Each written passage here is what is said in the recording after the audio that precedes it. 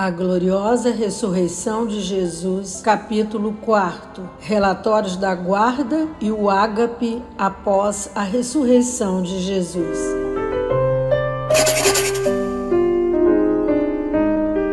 Cássio chegou ao palácio de Pilatos cerca de 1 hora depois da ressurreição e contou, muito comovido, como o rochedo tremeu e um anjo desceu do céu removendo a pedra e que as mortalhas ficaram vazias, que Jesus era com certeza o Messias e o Filho de Deus, que ressuscitou e não estava mais no sepulcro. Pilatos ouviu tudo com um oculto terror, mas não deixou perceber nada e disse que ele era um sonhador. Disse que o corpo de Jesus certamente foi roubado pelos discípulos e que a guarda descreveu o sucedido de modo diferente, somente para se desculpar porque havia permitido, ou por negligência, ou talvez porque tivesse sido enfeitiçada. Vi os sacerdotes se reunirem em conselho e depois, com os soldados, os induzirem com dinheiro e ameaças a dizerem que os discípulos tinham roubado o corpo de Jesus enquanto os guardas dormiam. No entanto, chegaram os 4 guardas enviados por Pilatos e persistiram em descrever o sucedido como tinham contado ao governador.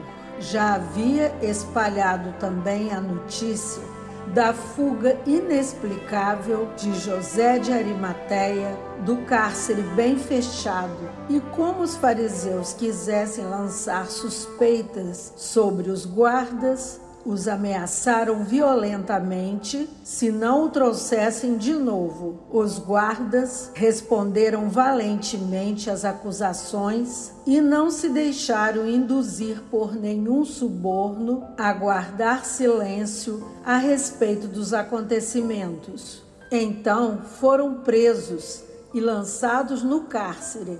Os outros, porém, espalharam o boato de que os discípulos tinham roubado o corpo de Jesus. Os fariseus mandaram propagar esta mentira em todos os lugares e sinagogas do mundo, junto com outros insultos a Jesus. Como após a ressurreição de Jesus apareceram muitas almas de santos judeus defuntos, estas comoveram os corações dos descendentes e eles se converteram. Vi também tais aparições a muitos discípulos que, abalados na fé e desanimados, se tinham dispersado pelo país. Com isso, se consolaram e firmaram na fé. A ressurreição dos corpos mortos dos sepulcros, depois da morte de Jesus, não tinha semelhança com a ressurreição do Salvador. Jesus ressuscitou com o corpo glorificado e revivificado, andou na terra vivo em pleno dia e subiu ao céu com esse mesmo corpo diante dos olhos dos amigos. Esse corpo não era mais sujeito à morte e ao sepulcro. Os outros corpos ressuscitados eram apenas cadáveres ambulantes e sem movimento, dados como invólucro às almas, que de novo os depuseram no seio da terra,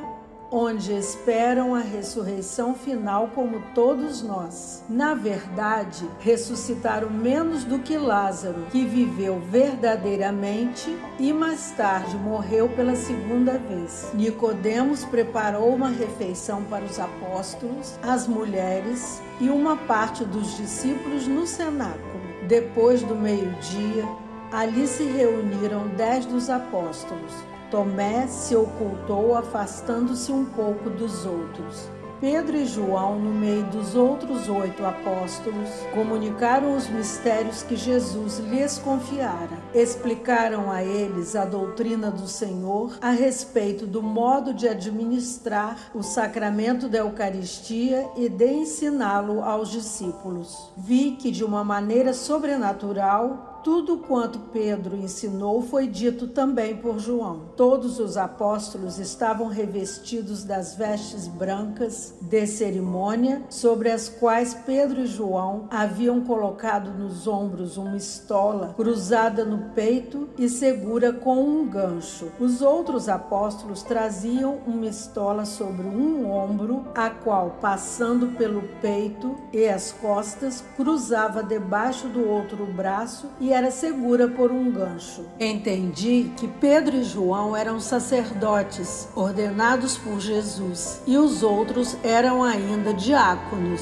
Terminada esta explicação, entraram na sala também as santas mulheres, em número de 9. Pedro falou-lhes e ensinou-lhes. João foi receber em outro local, na casa do despenseiro, perto do portão, 17 dos mais provados discípulos que estiveram mais tempo com Jesus. Entre esses estavam Zaqueu, Natanael, Matias, Barnabé e outros. João serviu-os no lava-pés e na vestição. Vestiram longas vestes brancas e cinturões. Depois da explicação da doutrina, Mateus foi enviado por Pedro a Betânia para ensinar a muitos outros discípulos durante uma refeição semelhante em casa de Lázaro e fazer tudo o que os apóstolos tinham feito no cenáculo. A refeição foi um banquete. Rezaram em pé e comeram sobre os leitos, e durante a refeição Pedro e João ensinaram. No fim do banquete, foi colocado em frente a Pedro um pão delgado e estriado, que ele partiu nas partes marcadas e subdividiu cada parte mais uma vez. Depois mandou passar esses bocados em 2 pratos por ambos os lados da mesa. Passou também de mão em mão um grande cálice, do qual todos beberam. Apesar de Pedro benzer o pão, não era contudo o Santíssimo Sacramento, mas apenas um ágape, uma confraternização. Pedro disse ainda que ficassem unidos, como era um só o pão que os alimentara e o vinho que beberam. Depois se levantaram todos e cantaram salmos. Tiradas as mesas, as santas mulheres formaram um semicírculo na extremidade da sala. Os discípulos colocaram-se de ambos os lados e todos os apóstolos. Eles andavam de um lado para o outro, ensinando e revelando a esses discípulos o que eles podiam comunicar sobre o Santíssimo Sacramento. Pareceu-me ser a primeira explicação do catecismo depois da morte de Jesus. Vi em todos uma grande comoção. Talvez tivessem sentido só interiormente o que vi exteriormente.